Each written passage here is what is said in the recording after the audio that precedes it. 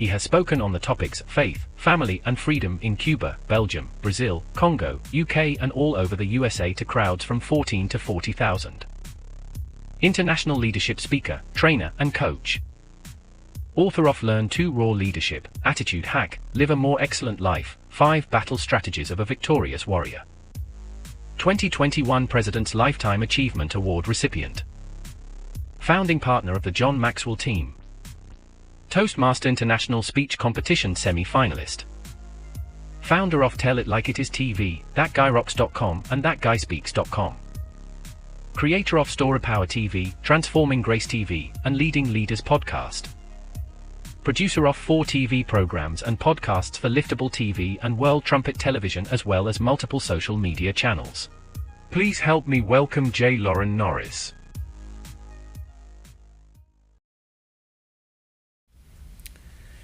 If as a parent you've ever encountered that part of your journey where you have to look back on parts of your life and realize that the values you hold today are not the values you held way back then. I don't know, maybe it was a lifestyle you chose while you were in college. Maybe it was a lifestyle you chose while you were in high school. Maybe it was the kind of conversations that you had with your parents when you were a teenager. Or maybe it was your driving habits. Maybe it was your voting habits. Maybe it was your study habits. Maybe it was your relational habits. But you look back on those things now as an adult raising children and you think to yourself, holy cow, what if my kids adopted the same behavior I had way back then? And how do I save them from the consequences that I had to face when I made those decisions way back then, even though the world was different than it is today? That's the kind of stability I'm talking about, and that's what I want to talk about today on Leading Leaders. Subscribe now for our extensive video library of leadership lessons promoting faith, family, and freedom. I'm J Loren Norris with Leading Leaders Podcast.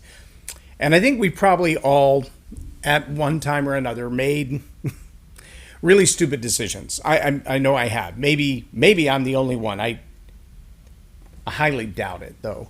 I think probably all of us at some point or another can look back on our life and go, that was in the top 10 of dumbest things I've ever done.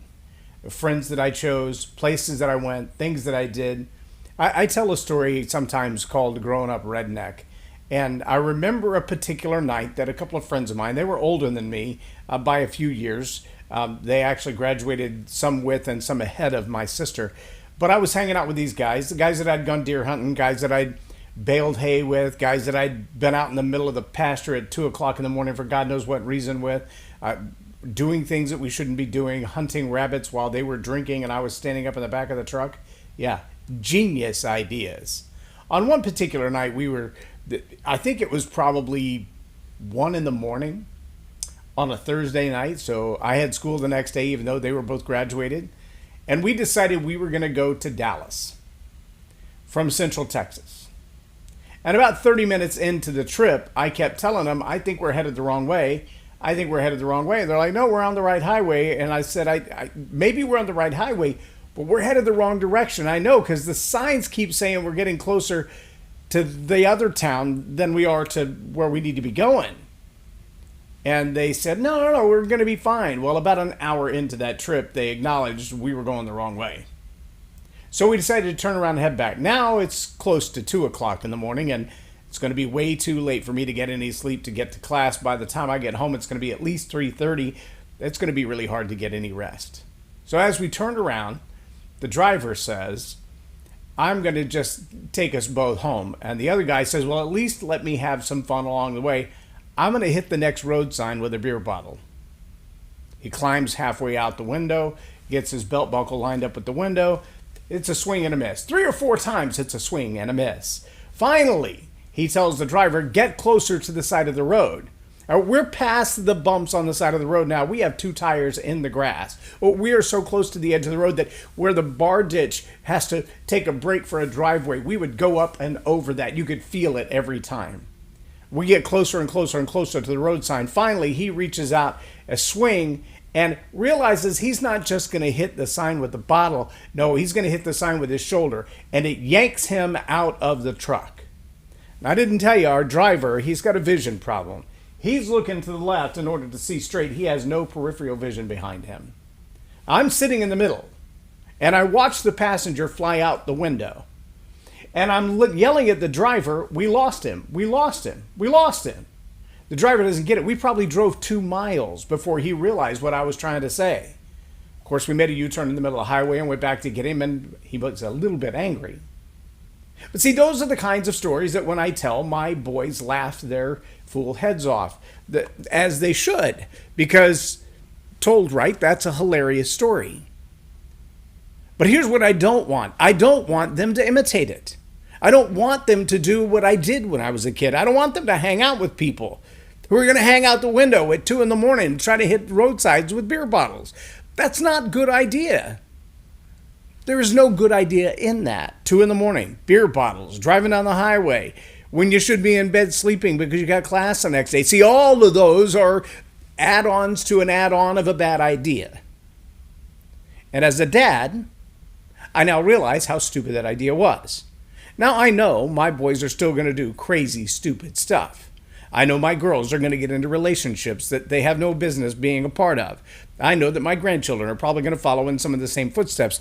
The scary part is, today they have access to more people than I had access to. Not only because I lived in a much smaller community than we live in now, but because of social media, because of the tools of connectivity that we've placed in the hands of our young people. We've given them access to people all over the world. We've given them TikTok. Can you imagine if we had TikTok when we were teenagers, what kind of trouble we could have gotten in? The kind of things we would have been inclined to record. My grandsons were over for a period yesterday and watching videos online, and they've got them on the big screen TV, and they're watching these guys that are crazily eating some of the hottest peppers in the world, like ghost pepper jelly, just scooping it up, eating Takis by the bagful. Well, that stuff's like dragon food. I mean, it just makes you burp fire. That's horrible kind of stuff for a 4 and 6-year-old to be watching, but they love it. They absolutely love it. I can't imagine what my teen years would have been like if that's the kind of stuff I'd been exposed to even younger. The craziness that we see in life and the escalation of life and the changes of life, all of those things are indicative of the society that we live in, the culture that we encourage or allow our young people to be exposed to. See, the challenge as parents, especially as dad, is to establish that set of core values, set the parameter, and then live by that standard the very best that you can. Understanding that there are going to be variations, there are going to be times they're going to move in and out of, like the waves of the sea, where life is going to change a little bit. And as it does, you're going to have to learn to accommodate the changes and alterations of life. But the real demand on a dad is to be that solid, firm foundation when life is a mess. See, there's going to be a reality. There's going to be a time that your teen or your young adult is going to come to you with a list of the consequences that they're coping with. It may be the bills that they have to pay. It may be the relationships that are in train wreck. It may be the crashed car. It may be, I need bail money. And it's going to be really hard not to say, I told you so. It's going to be really hard to say, oh, do what I say and not what I did. Don't follow my model, follow my words, because I've learned better than the mistakes that I've made. I was listening to a confirmation hearing just the other day, and the question that was asked was, where do you stand on mandatory minimum sentencing? And the person being asked that question said, if I'm confirmed, then I'll give you this answer. And he said, I don't want the answer you're going to give me if you're confirmed. I want the answer that you have right now. And she said, well, if I'm confirmed.